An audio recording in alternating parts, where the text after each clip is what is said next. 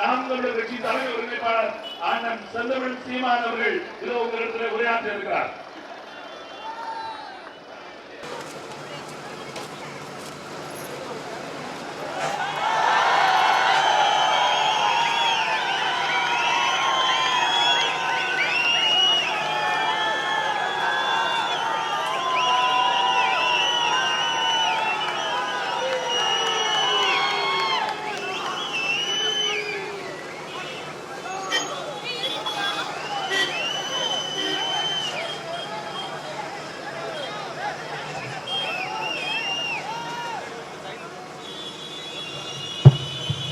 எங்களின் உயிரோடும் உணர்வோடும் கலந்து வாழுகின்ற எங்கள் அன்பு உறவுகள் அனைவருக்கும் வணக்கம்.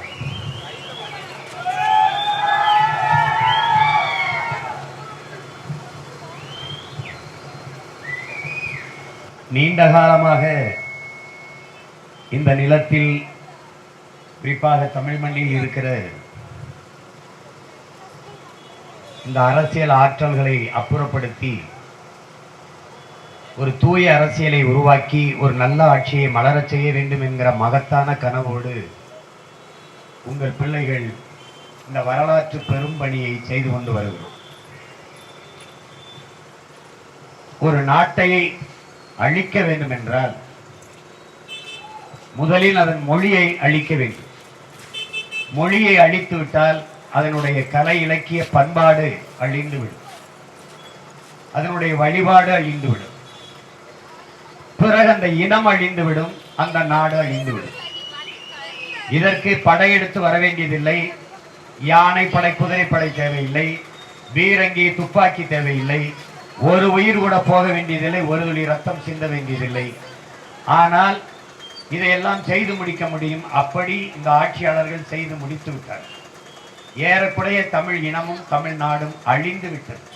அதைத்தான் என்னுடைய தம்பி மதிவாணன் அவர்கள் குறிப்பிட்டு பேசினார்கள்.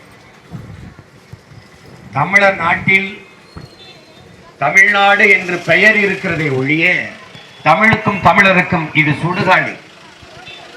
நீங்கள் பள்ளிக்கூடத்தில் உங்கள் தாய்மொழியில் படிக்க முடியாது. முதலில் பயிற்று மொழியாக இருந்தது, பிறகு பாடமொழியாக மாறியது, பிறகு விருப்ப மொழியாக மாறிய பிறகு எந்த தமிழனும் விரும்பவில்லை, தாய்மொழி கற்க முடியாது. தாய்மொழியை மறந்துவிட்ட இனம் சுடுகாட்டில் இறந்து கிடக்கிற பிணம் என்பதை அறிவார்ந்த தமிழ் சமூக மக்கள் நீங்கள் புரிந்து கொள்ள வேண்டும். என் மொழி, என் முகம் சிதைந்து நான் இறந்து கிடந்தால் என் பிணத்தை உங்களால் எப்படி அடையாளம் காட்ட முடியாதோ அப்படி மொழி சிதைந்து அழிந்தால் உங்கள் இனத்தை யாராலும் அடையாளம் காட்ட முடியாது. நாம் தமிழினம் என்று சொல்லிக்கொள்ளவே முடியாது. ஏனென்றால் நாம் சாதி தமிழர்கள், மத தமிழர்களாக இருக்கிறமே ஒழிய ஒரு சாதிக்காரன் மீது அடி விழுந்தால் நமக்கு வலிக்கும், ஒரு மதத்தின் மீது அடி விழுந்தால் நமக்கு வலிக்கும். ஆனால் நம் இனத்தின் மீது அடி விழுந்தால் வலிக்காது. இதனால் தான் லட்சக்கணக்காக நம் இனம் சாகும்போது நாம் கவலைப்படாமல் கடந்து போனோம். இப்போது ஏறக்குறைய நாம் 90 விழுக்காடு தமிழோடு ஆங்கிலம் கலந்து தங்கிலீஷ் தமிங்கிலம் பேசுபவர்களாக மாறி நிற்கிறோம். நம் இனத்தை நாமளே அழித்து முடித்து விட்டோம். கடை தெருக்களில் எந்த கடையினுடைய விளம்பர பலகை வேணுமானாலும் பாருங்கள், தமிழில் எழுத்திருக்கும். ஆனால் அது தமிழா என்று நீங்கள் ஒரு தடவை படித்து பாருங்கள். தமிழகத்தின் தமிழ் தெருவில் தமிழ்தான் இல்லை, மணக்க வரும் தென்றலிலே குளிரா இல்லை, தோப்பில் நிழலா இல்லை, தனிப்பெரிதாம் துன்பம் இது தமிழகத்தின் தமிழ் தெருவில் தமிழ்தான் இல்லை என்று வருந்தி பாடினான் நம்முடைய புரட்சி பாவலன் பாரதிதாசன் அவர்கள். ஆனால் தமிழ் இல்லை. எங்கும் தமிழ், எதிலும் தமிழ் என்று முழக்கமைத்தவர் எங்கேயும் தமிழ் இல்லாமல் ஆக்கிவிட்டார்கள். பெரும்பாவலன் பாரதி பாடினான், யாமறிந்த மொழிகளிலே தமிழ் மொழி போல் இனிதானதை எங்கும் காணோம் என்று. அவன் பிள்ளைகள் நாம் சொல்லுகிறோம், ஆம் பாரதி, எங்கேயும் காணோம் என்று. தமிழன் நாட்டில் இல்லை, வீட்டில் இல்லை, ஏட்டில் இல்லை, நாக்கில் இல்லை, எங்கும் தமிழ் இல்லை. அதிகாரத்தில், பண்பாட்டில், பயன்பாட்டில், வழிபாட்டில், வழக்காடு மன்றத்தில் எங்கும் உங்கள் தாய்மொழி இல்லை என்றால் மொழி எப்படி வாழும்? மொழி இல்லை என்றால் இனம் எப்படி வாழும்? தமிழ் மீட்சியே தமிழர் எழுச்சி என்கிறார் மொழி ஞாயிறு நம்முடைய தாத்தா தேவநேய பாவாணர் அவர்கள். தமிழ் மீட்சியுற, தமிழர் எழுச்சியுற இருக்கிற இறுதி வாய்ப்பு நாம் தமிழர் கட்சி ஆட்சி இந்த மண்ணில் மலர்வது ஒன்றுதான். இந்திய நிலத்தை யார் ஆள்வது என்று கேள்வி கேட்காரு. இந்திய நிலத்தை இந்திக்காரர்கள் தான் ஆள வேண்டும் என்ற விதி இருக்கிறதா? விதி இருக்கிறதா? அப்படி ஒன்றும் இல்லை.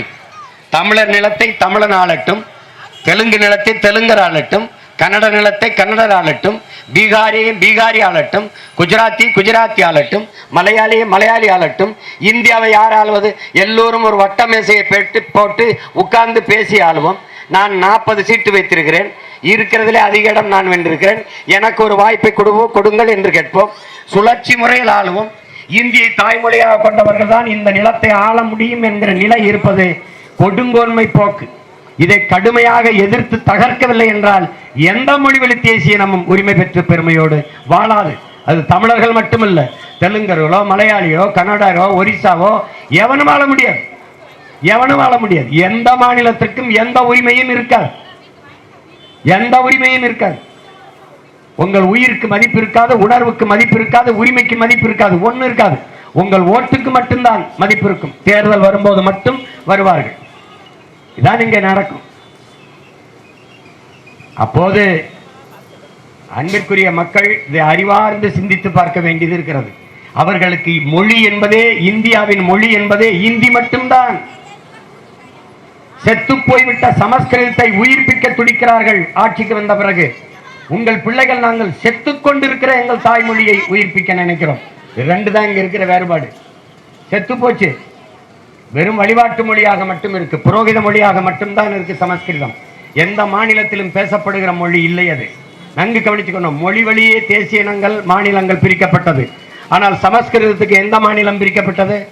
ஆனால் சமஸ்கிருதத்தை கட்டாயம் படி என்கிறார்கள். தமிழை கட்டாயம் படி என்றால் பாசிசம், சாவனிசம், மொழி தீவிரவாதம் என்பார்கள். ஆனால் சமஸ்கிருதத்தை படி என்பது சமஸ்கிருத சாவனிசம் இல்லையா? இந்தியை கட்டாயம் படிங்கள் என்பது இந்தி தீவிரவாதம் இல்லையா? இது எப்படி? இதை எதிர்க்காமல் இருந்தால் நான் உண்மையிலே நல்ல தமிழ் தாய்க்கும் தமிழ் தகப்பனுக்கும் பிறந்து மானத்தமிழச்சி மாறிலே பால் குடிச்ச பிள்ளைகள் தானா நாங்கள்? எப்படி எதிர்க்காமல் இருப்பது? எப்படி ஏற்று நடப்பது? என் தாய்மொழியை சிதைந்து அடியெடுத்தால் நான் உண்மையிலே தமிழ் மகன் தானா? எழுதுங்கள் என் நெற்றியில் நான் அரேபியன் என்றுதான் முகமது தர்வீஸ் முழங்கினானே ஒழிய எழுதுங்கள் என் நெற்றியில் நான் இஸ்லாமியன் என்று முழங்கவில்லை. நாளை என் அவார் மொழி அழிந்து விடுமானால் அதை கேட்பதற்கு நான் இருக்க மாட்டேன், இன்றே இறந்து விடுவேன் என்றான் அவார் மொழி கவிஞன் ரசூல் அம்சத். அதே மொழி பற்று எங்களுக்கு இருக்கக்கூடாதா? அயர்லாந்து விடுதலையின் போராட்டத்தை முன்னெடுத்த டிவேலரா உனக்கு ஐரிஷ் மொழி வேண்டுமா, அயர்லாந்து நிலம் வேண்டுமா என்று கேட்டபோது என் தாய் நிலத்திற்கு இணையான ஒரு தாய் நிலத்தை உலகில் எங்கேனும் நான் பெற்றுக்கொள்ள முடியும், என் தாய்மொழி ஐரிஷுக்கு இணையான மொழியை உலகில் எங்கும் பெற முடியாது, எனவே எனக்கு ஐரிஷ் மொழிதான் வேண்டும் என்றார். அதைத்தான் நாங்களும் சொல்கிறோம். எனக்கு எங்கள் தாய்மொழி என்பது மொழி அல்ல, ஒரு தொடர்பு கருவி அல்ல, அது எங்கள் உயிர் என்பதை ஆளும் ஆட்சியாளர்கள் பெருமக்கள் புரிந்து கொள்ள வேண்டும். தமிழுக்கும் அமுதென்று பேர், அந்த தமிழ் இன்பத்தமிழ் எங்கள் உயிருக்கு நேர் என்று எங்கள் புரட்சி பாவலர் பாடியது. எங்களுக்கு தமிழ் எல்லாம், மொழி, முகவரி, அடையாளம் எல்லாம் இது எனக்கு அவர்தான். என் வாழ்வியல், என் பண்பாடு, என் மரபு, எலும்பு, நரம்பு, சதை, ரத்தம், மூச்சு, பேச்சு எல்லாமே எங்களுக்கு எங்கள் மொழி தமிழ் தான். அதை சாவதற்கு, இறந்து போவதற்கு ஒருபோதும் நாங்கள் அனுமதிக்க முடியாது. அந்த தமிழை மீட்டுருவாக்கம் செய்து எங்கும் தமிழ், எதிலும் தமிழ் என்கிற நிலையை உருவாக்காமல் உங்கள் பிள்ளைகள் நாங்கள் ஒருபோதும் ஓய்ந்து போவது இல்லை. இந்த மொழியை அழித்து முடித்து விட்டு ஒரே மொழியை திணிக்க வேண்டும் என் துடிப்பவர்களுக்கு சொல்லுவோம், இந்த நிலத்தில் என் தாய்மொழி தமிழ் வாழாது, எவனும் இங்கே தமிழை நேசிக்காது, தமிழை போற்றாது எவனும் ஆள முடியாது. எனவே என் அன்பிற்குரிய பெருமக்கள், என் அருமை தமிழ் சொந்தங்கள், எல்லா உரிமையும் இழந்து நிற்கிறோம். மொழி உரிமை, கல்வி உரிமை, மின் உற்பத்தி விநியோகம் செய்கிற உரிமை, எல்லா உரிமையும் தடை செய்யப்படுகிறது. நமக்கு தடுக்கப்பட்டிருக்கு. எல்லா உரிமையும் எடுத்துக்கொண்டு வைத்து விட்டார்கள். மொத்த வரியையும் எடுத்துக்கொண்டு போய்விட்டார்கள். வரி முழுக்க அவர்களுக்கு. மத்திய அரசுக்கென்று நிதி ஏது? மத்திய அரசு நிதி என்கிறார்கள். மத்திய அரசு நிதி உதவியோடு இருக்கிற சிபிஎஸ்இ பாடத்திட்டம், கேந்திர வித்யாலயா, நவோதயா, இந்த பள்ளிகளுக்கு மத்திய அரசுக்கென்று நிதி ஏது? மாநில அரசுகள் கொடுக்கிற நிதிதான். இந்த நாட்டிற்கு அதிக வருவாயை கொடுத்து பெருக்கத்தை கொடுக்கிற முதல் மாநிலம் மகாராஷ்டிரா, இரண்டாவது மாநிலம் தமிழ்நாடு என்பதை நீங்கள் புரிந்து கொள்ள வேண்டும். நாம் ₹1 கொடுத்தால் 28 காசு 29 காசு தான் கொடுக்கிறார்கள். பீகார் 1 ரூபாய் கொடுத்தால், குஜராத் 1 ரூபாய் கொடுத்தால் 3 ரூபாய் 80 காசு திருப்பி கொடுக்கிறார்கள். நம்மை காசை வைத்து அவர்கள் கொழுத்து பெருத்து வசதியான கட்டமைப்பை உருவாக்கி கொள்கிறார்கள். ஆனால் நம்மை ஒரு துளி அளவு கூட மதிப்பது கிடையாது. தேர்தல் வரும்போது மட்டும் நம்ம இடத்திலே வாக்கு கேட்டு வந்து நின்றுவார்கள். இந்தியர்கள் என்பார்கள். சரி, நான் இந்தியன். இந்திய கடலுக்குள் செத்து விழுந்த மீனவனை ஒரு முறையாவது இந்திய மீனவன் சுடப்பட்டான், செத்தான் என்று செய்தி பதிவு செய்ததை நீங்கள் பார்த்ததுண்டா? இந்த நாடு படித்ததுண்டா? இந்திய ஒன்றிய பாராளுமன்றத்துக்குள் யாராவது ஒரு தலைவர் பேசியதை கேட்டதுண்டா? எதையாவது ஏட்டிலே படித்ததுண்டா? தமிழ் மீனவர்கள் செத்தார்கள் என்பார்கள். இலங்கையில், ஈழத்திலே நம்ம அத்தனை லட்சம் பேர் படுகொலை செய்யப்பட்டோம், செத்து விழுந்தோம். அங்கேயும் ஈழத் தமிழர்கள் செத்தார்கள் என்றுதான் சொன்னார்கள். இந்திய கடலுக்குள் செத்தோம், தமிழர்கள் செத்தார்கள் என்று சொன்னார்கள். ஆந்திர காட்டுக்குள் 20 பேர் சுடப்பட்டு செத்தோம், தமிழர்கள் செத்தார்கள் என்றார்கள். இதிலிருந்து நீங்கள் ஒன்றை அறிய வேண்டும். பிணமாக விழுந்தாலும் தமிழன் இனமாகத்தான் விழுந்திருக்கிறான் என்பதை நீங்கள் புரிய வேண்டும். அவர்களே நம்மளை ஏற்க மாட்டார்கள். இந்தியாவை சுழற்சி முறையில் ஆள வேண்டும் என்று நாங்கள் கேட்கிறோம். தெலுங்கர் ஆண்டு விட்டார் நரசிம்மராவ், கன்னடர் ஆண்டு விட்டார் தேவே கவுடா. முதலில் கூட எனக்கு வாய்ப்பு வர வேண்டாம், மலையாளிக்கு கூட 5 ஆண்டு ஆளட்டும், பிறகு எனக்கு கூட. இந்த துணைக்கண்டத்தை ஒவ்வொரு தேசியனமும் ஒவ்வொரு மாநிலத்தின் மகனும் 5 ஆண்டுக்கு ஒரு முறை ஆள முடியும் என்கிற வாய்ப்பு இருந்தால் தான் என் நாடு என்ற பற்று எனக்கு வரும். இது என் உரிமை, என் நாடு என்ற பற்று வரும். காவிரியில் தண்ணி கேட்கும் போது என்னை அடித்து விரட்டுகிறார்களே, அப்போது இந்திய துணை ராணுவம் இந்த தேர்தலுக்கு நீங்கள் வாக்கு செலுத்தும் போது பாதுகாப்புக்கு இந்திய துணை ராணுவம் வந்து நிற்கிறது. ஆனால் காவிரி உரிமைக்காக நாங்கள் போராடும் போது எங்களை பாதுகாக்க ஒரு துணை ராணுவ படை வந்து நின்றதை நீங்கள் பார்த்ததுண்டா? அந்த நேரத்தில் எங்களை அடித்து விரட்டும் போது இந்த நாடு என் நாடு, என் சொந்த நாடு என்றால் நான் சொந்த நாட்டுக்குள்ளே அகதியாக மூட்டை முடிச்சை கட்டி கொண்டு வருகிற நிலைமை ஏன் வந்தது? அந்த நேரத்தில் என்னை தாக்கி அழிக்காமல் தடுத்து இந்த நாட்டின் ராணுவம் பாதுகாத்தது என்றால் என் நாடு என்ற பற்று எனக்கு வரும். அப்புறம் என் நாடு என்றால் நீங்கள் காங்கிரஸ் கட்சி இந்திய கட்சியா, இல்ல பாரதிய ஜனதா இந்திய கட்சியா? அறிவார்ந்த பெருமக்களே, கர்நாடகா என்று வருகிற போது, காவிரி நதிநீர் உரிமை என்று தமிழர்கள் கேட்கிற போதெல்லாம் அது கர்நாடகா கட்சியாக மாறி விடுகிறதா இல்லையா?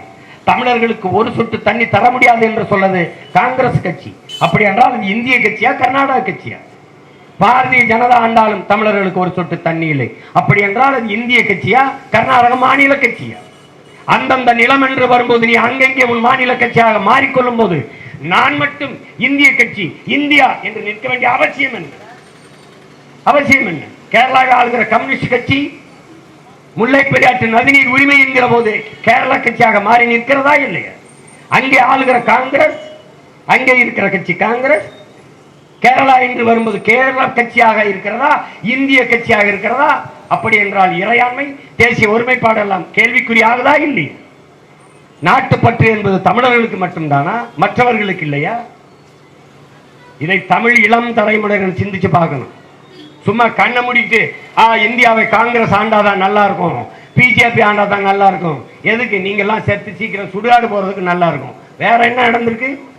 10 ஆண்டு காலம் மன்மோகன் சிங், 10 ஆண்டு காலம் ஐயா நரேந்திர மோடி, இவர்கள் ஆட்சியில் நாடு நாசமானதை தவிர 4 அங்குலம் அல்ல, அரை அங்குலம் வளர்ந்ததை உங்களால் காட்ட முடியுமா? காட்ட முடியுமா? ஐயா மோடி அவர்கள் வரும்போது 2 கோடி இளைஞர்களுக்கு வேலை வாய்ப்பினர். அதுவரை ஆட்சியில் இருந்தது காங்கிரஸ். அப்ப அவர்கள் ஆட்சியில் 2 கோடி இளைஞர்களுக்கு வேலை இல்லை என்பது உறுதியாகிறது. 2 கோடி இளைஞர்கள் இந்த நாட்டிலே வேலை இல்லாமல் அலைகிறார்கள். குறைந்த எண்ணிக்கை நான் சொல்லுவது, அவர் சொன்ன எண்ணிக்கை. சரி, இந்த 10 ஆண்டுகளில் 2 கோடி இளைஞர்களுக்கு வேலை வாய்ப்பை கொடுத்து விட்டார்களா? இல்லை, இல்லை.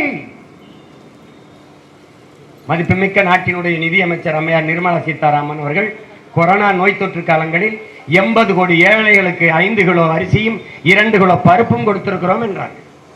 அப்படின்னா 80 கோடி பேர் ஏழையா இருக்கான், அவங்களே ஒத்துக்கிறாங்க.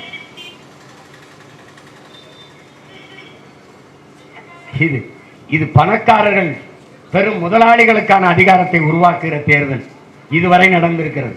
இனியாவது அடித்தட்டு உழைக்கும் மக்கள், ஏழை எளிய மக்கள், குரலற்ற மக்களின் குரலாக ஒழிப்பதற்கான அரசியலை நீங்கள் உருவாக்குங்கள். குரலற்ற மக்களின் குரலாக ஒழிப்பதற்குத்தான் இந்த ஒளிவாங்கியவே சின்னமாக மைக்கையே சின்னமாக கொண்டு வந்திருக்கிறோம் உங்கள் பிள்ளைகள். இந்த உலகத்தில் எண்ணற்ற புரட்சியை முன்னெடுத்த புரட்சியாளர்கள் எல்லோரும் இதை போன்ற ஒளிவாங்கியில் முழங்கியவர்கள் தான். பூலேயில் இருந்து அண்ணல் அம்பேத்கர் தொடங்கி இந்த நிலத்தில் அரிய பெரும் அரசியல் மாற்றத்தை நிகழ்த்திய பெருமக்கள், பெருந்தலைவர் காமராஜரில் இருந்து பேரறிஞர் அண்ணாவில் இருந்து தெய்வ திருமகன் என்கிற தாத்தா முத்துராமலிங்க தேவரில் இருந்து கக்கனில் இருந்து மூக்கையா தேவரில் இருந்து எல்லா மக்களும் முழங்கியது இந்த மைக்கில் தான், இந்த ஒளிவாங்கியில் தான். அதையே அவர்கள் வழியிலே உங்கள் பிள்ளைகள் யாரும் எந்த சின்னத்திற்கும் ஓட்டு கேட்கலாம். என் சின்னம் இல்லாமல் எவரும் ஓட்டு கேட்க முடியாது.